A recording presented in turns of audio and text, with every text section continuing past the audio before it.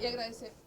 Y agradecemos la presencia en línea de Asdrúbal Oliveros, economista, socio director de Ecoanalítica y como decíamos al inicio, bueno, alguien que habla claro, sencillo, raspado, para que ustedes entiendan, todos entendamos por dónde va la economía y sin esos adornos que a veces lo que hacen es dificultar la comprensión.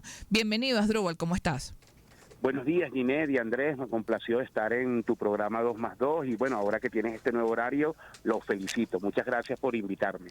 Gracias a ti, que recorres el país con la gente, con las empresas, con las consultorías.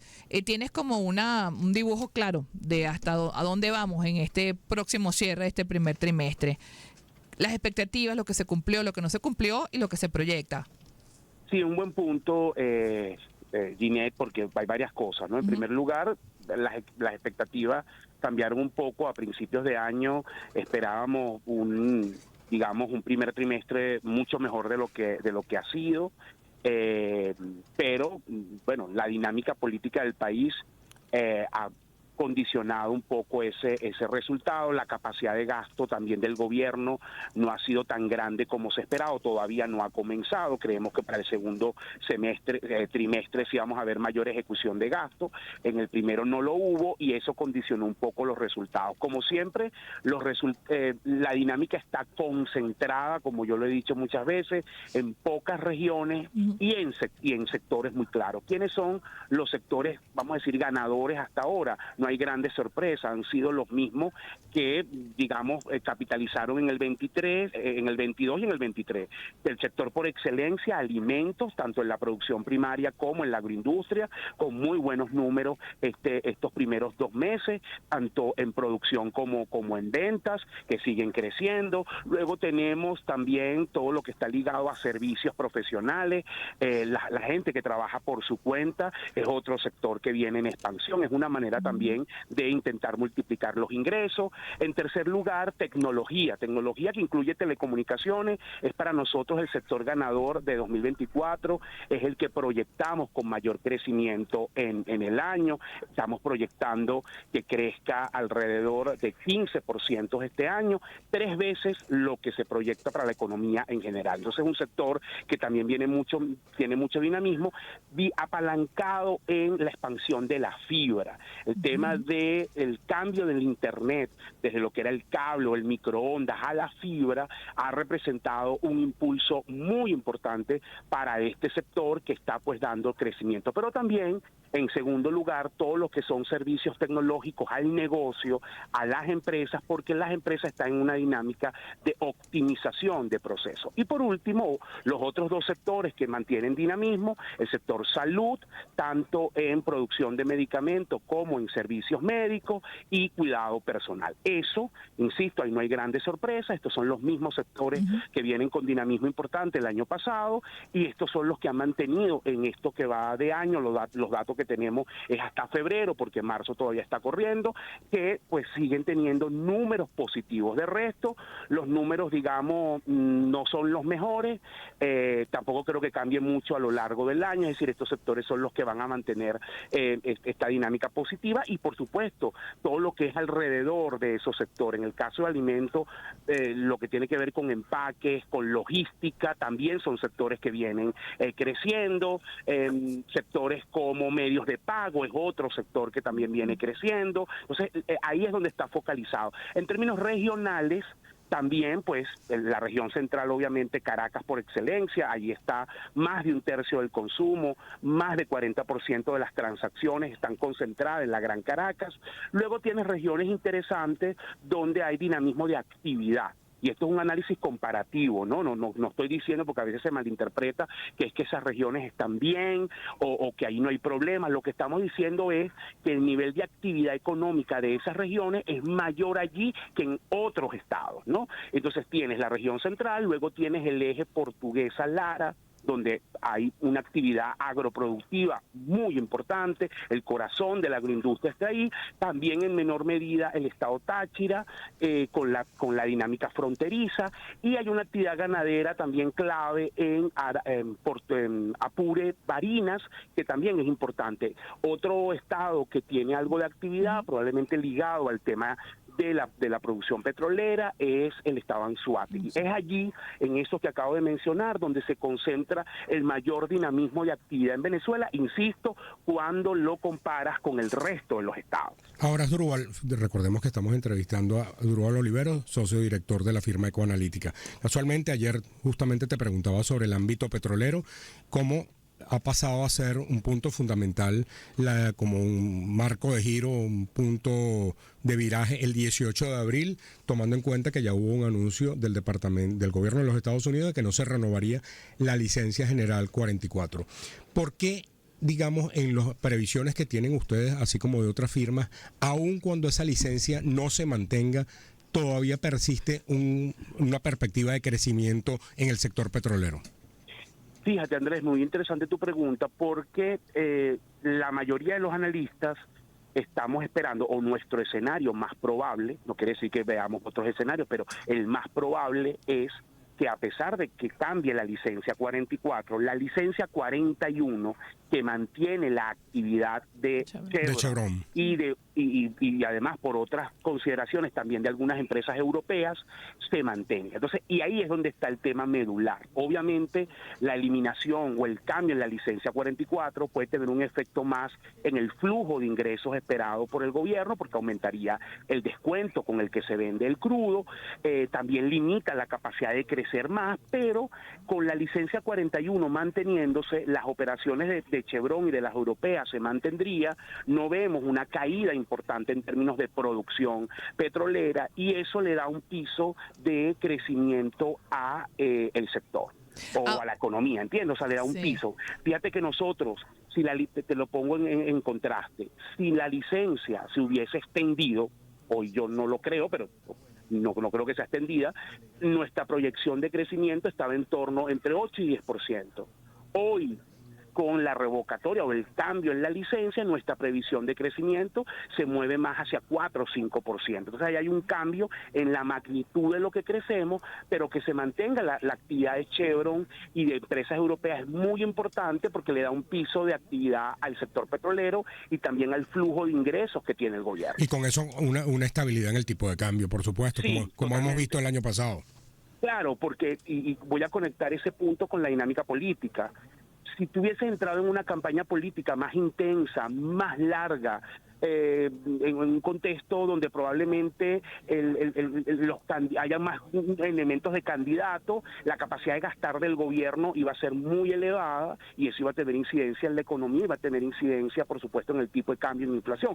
Hoy nosotros estamos viendo una campaña más corta, más acotada, no vemos grandes incentivos del gobierno a gastar demasiado, y eso, la parte negativa es que recortas crecimiento, la parte positiva es que no ves presión muy fuerte en devaluación e inflación. Ahora, Asdrúbal, también conversamos con Asdrúbal Oliveros, también en múltiples conversaciones a lo largo de todos estos años, siguiéndole la temperatura, midiéndole la temperatura de la economía nacional.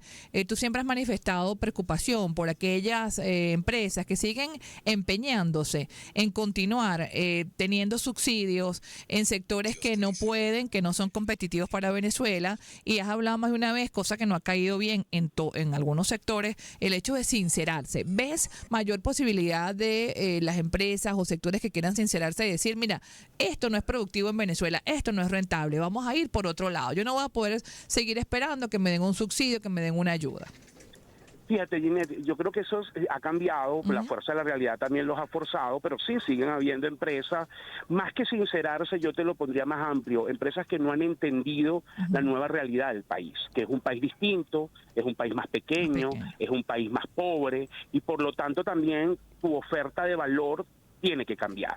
Es decir, ¿cuál es tu tamaño? Y son preguntas que hoy tienen que hacerse las empresas venezolanas. ¿Cuál es mi tamaño óptimo? Hay empresas que tienen problemas, es principalmente porque no tienen el tamaño adecuado para el país que quedó. Ese es un punto importante. ¿Quién es mi cliente objetivo? Segundo planteamiento fundamental. Si tú estás creyendo o pensando que tu consumidor es el mismo de hace 10 años, o peor aún, el mismo de hace 3, 5 años, no has entendido los cambios que ha favorecido la dolarización, el trabajo por cuenta propia, los efectos de la pandemia, los impactos de trabajo remoto, ¿entiendes? La informalidad. Entonces es importante también entender quién es ese nuevo consumidor que compra. Tú hoy en Venezuela, 1/3 de la población tiene capacidad de compra alta. Eso es más o menos, dependiendo de la medición, entre 8 y 9 millones de personas. Estás atacando ese segmento, entiendes cómo compra, qué es lo que quiere, dónde está comprando. Esas son preguntas fundamentales que muchas empresas no se están haciendo hoy. ¿Cómo optimizo mis procesos? Hay una competencia feroz, pero yo también tengo que adecuar mis costos. ¿Cómo entonces hago que los procesos sean más eficientes, tener el número de empleados idóneo, tener capacidad de respuesta rápida? También son consideraciones. Entonces, hay empresas que están viendo estos cambios, están trabajando, hay otras que solo se refugian en la excusa. Bueno, el país está muy mal, el gobierno no ayuda, pero es que hay unas cosas que tú controlas y otras que no controlas. Hay una dinámica externa que no depende de ti, pero sí depende de ti todo lo que puedes hacer en función de mejora interna en tu negocio. Es ahí donde tienes que trabajar, y yo creo que las empresas que están enfocándose ahí son las que mejor le está yendo en esta dinámica. Es Asdrúbal Oliveros, economista de Ecoanalítica. Asdrúbal, tomando en cuenta justamente ese comportamiento que tendría el petróleo como actividad, gracias a las licencias, dependiendo de si se extiende o no, en lo que tiene que ver con la oferta de divisas. Ustedes siempre en Ecoanalítica han presentado cómo ha sido esa composición entre el petrolero, no petrolero, otra fuente. Con esta realidad, en este momento, ¿cómo estaría esa oferta? ¿Qué peso sigue teniendo en términos porcentuales esa actividad? Fíjate, Andrés, bien importante, porque en términos de oferta de dólares del mercado, si tú lo divides entre petrolero y no petrolero, estamos hablando que cerca del 92% de los dólares que se ofrecen en el mercado, por ejemplo, en el mercado de intervención. Por ejemplo, ese que estamos viendo semanalmente, ese que vemos con el Banco Central. Bueno, pero es por eso que hay que depender cómo lo midas. Uno es petrolero o no petrolero. Ahora, si yo lo mido entre privado y público, porque hay empresas petroleras privadas que aportan al mercado cambiario, entonces la proporción cambia ligeramente, porque entonces estamos hablando de una proporción que va 75-25, ¿entiendes? O sea, el 75% del Estado, 25% del sector privado, porque ese cambio viene del sector petrolero privado, que se ha convertido en un oferente importante en el mercado cambiario, gracias a la licencia 41. Chevron, básicamente. Chevron, básicamente, efectivamente. Ahora, también con respecto, estaba precisando la cifra que estabas dando, porque a algunas personas les parecerá muchísimo. Vamos a precisar si escuché bien. 1/3 de la población tiene alto poder adquisitivo. No alto, Ginette. No. Bueno que me lo repreguntes. Por eso, para poder. Capacidad de compra. Tienen capacidad de compra. Si te quedas con alto, es 4% de la población. Sí. Que si lo vemos a 25 millones de habitantes, bueno, el 10% es 2.5, 5% es 1.250.000, es decir, alto poder adquisitivo en Venezuela es un millón de personas. Claro, porque capacidad de compra 8 o 9 millones, independientemente del nivel de esa capacidad. Pero un alto... es una capacidad que te permite cubrir alimentos y otras cosas. 2/3 de la población, es decir, porque yo creo que hay que ver, ahí hay una oportunidad, pero también hay una oportunidad en el otro 2/3 que sus capacidades son muy limitadas, pero que también compra. Pero en estos 8 millones hay capacidad, hay algo de capacidad de compra. Tú siempre has señalado justamente cuando haces esa explicación que hay empresas que incurren en el error de pensar de que como hay un bajo poder adquisitivo, no compran. Efectivamente. Y entonces, eso me lo topo yo permanentemente en la consultoría. O sea, la gente que parte de la concepción que el país está empobrecido y nadie compra, y no es verdad. En la población más pobre, que es 2/3 del país, en números redondos, hay capacidad de compra, pero es una capacidad de compra muy condicionada por el precio. La frecuencia de compra es extremadamente alta, casi diaria, es decir, compro poquito pero todos los días, porque yo dependo del día a día.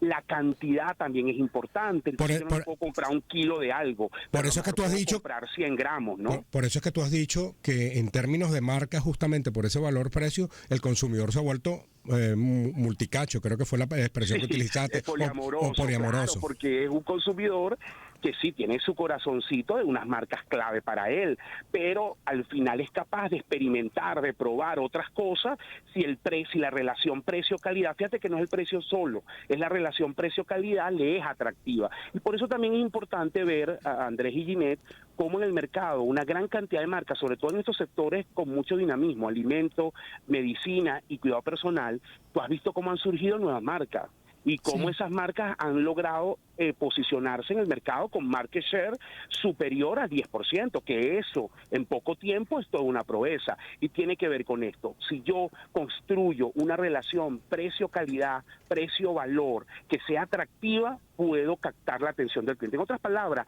ese cliente poliamoroso es una oportunidad para nuevas empresas, es un desafío para las actuales, porque ¿cómo hago yo para mantenerme allí? Pero también es una oportunidad para el nuevo que puede estar ofreciendo una oferta innovadora en precio y calidad. Ajá, no sé, ese 4% sería el de alto poder. Sí, alto poder adquisitivo. Exacto. Ahora, ¿tú crees que las empresas y el mercado haya entendido que el dinero cambió de manos? Es decir, como cuando comenzamos este programa, ya teníamos gente que nos declaraba, entre ellos Ángel Alvarado, y las personas se molestaban cuando lo leían en las redes, que a lo mejor una persona que fuera un técnico tenía más ingresos que un trabajador administrativo. Totalmente. No se trata de que uno considere que es justo o no, sino que es la realidad. Y en torno a eso se han generado nuevos mercados, ¿no? Sí, claro, es que por eso, fíjate, yo lo mencioné, tienes un sector ganador, servicios profesionales. Dentro de la dinámica de servicios profesionales hay formales e informales, y eso viene creciendo, porque es más fácil, Ginette, o sea, hoy, si tú produces algo y es más caro que el importado, la gente lo sustituye. Pero en el caso de un servicio es más difícil. Yo voy a poner un ejemplo sencillo para que la gente lo entienda. Tú quieres reparar tu aire acondicionado y bueno, a ti te dicen, aquí un técnico en Caracas te está cobrando $20 y tú lees en internet que en Colombia te cobran $10 o que en Maracaibo te cobran $10. ¿Qué haces tú con esa información? Tú no puedes hacer mucho, porque es que resulta que tú no puedes lograr que el técnico se venga para Caracas a atenderte el problema. Tienes que pagar el de 20. Entonces, en servicio hay más capacidad de ajustar tarifas, la competencia es más acotada y eso ha hecho que crezca. Y el ingreso por cuenta propia de la gente también ha aumentado. Entonces, efectivamente, por eso insistió con la pregunta que me hacía Andrés, de la comprensión del cliente, de tu consumidor, porque hay gente que a lo mejor tiene condiciones estructurales de pobreza, es decir, a lo mejor vive en una barriada, tiene graves problemas de servicios públicos, pero tiene más ingresos que alguien que vive en una urbanización con menores problemas. Tenemos una mariposita de visita, ya Andrés la sacudió y ahora vino conmigo. Okay. Pero lo que quiero destacar es eso, que efectivamente hay que trabajar muchísima en inteligencia de mercado, se llama eso, que es la comprensión de tu consumidor, de dónde compra, cómo compra, y eso es muy importante. Sobre todo, tanto para una empresa de consumo masivo como para un nicho, porque en un nicho también yo tengo que entender quién es mi comprador objetivo. Perfecto. Ustedes tienen pronto un evento, ¿no? En abril. Sí, tú sabes que Coanalítica cumple este año 20 años, efectivamente el 30 de marzo, es la fecha de fundación, estamos muy, muy contentos por eso. Y bueno, en abril próximamente daremos más detalles, porque bueno, además tú vas a estar con nosotros, lo cual nos complace mucho. Vamos a tener un evento de perspectiva, pero un tanto diferente en el marco de la celebración de nuestros 20 años. Buenísimo, y en marco también de la nueva economía, ¿verdad? Hay que adaptarse. Así es. Gracias, Asdrúbal, siempre por la buena motivación. Tenemos que llamarte para que nos cuentes cómo estuvo el libro de Gabriel García Márquez. Buenísimo, gracias por ese regalo, Jimmy, lo valoro mucho, un abrazo. Feliz día, Asdrúbal Oliveros, que nos ha hablado así claro y raspado de cómo está la economía, la realidad, ese dinero que cambió de mano. Vamos con publicidad.